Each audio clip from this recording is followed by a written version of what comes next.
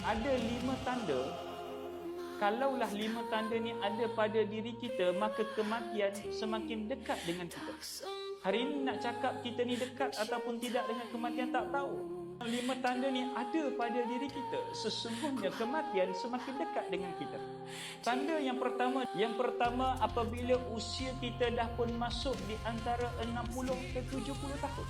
Ambil daripada hadis Nabi yang sahih, al-umru ummati ma baina 60 ila 70.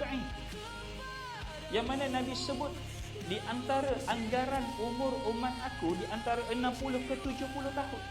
Tanda yang kedua bagaimana kita nak tengok kematian ni dekat ataupun jauh adalah apabila tenaga kita mula jadi lemah.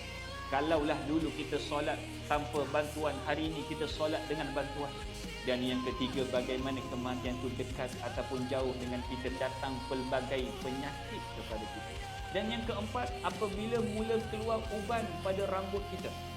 Dan yang kelima, yang terakhir adalah apabila penglihatan kita dan pendengaran kita mula jadi berkurang. Ketika itu, kematian semakin dekat dengan kita. Maka marilah kita semak diri kita, adakah kita ada salah satu daripadanya. Kalaulah kita ada salah satu daripadanya, maka patutlah kita bersedia anytime bilakah berlakunya kematian pada diri kita. Sebab itulah kematian ini sebenarnya bersifat memutuskan.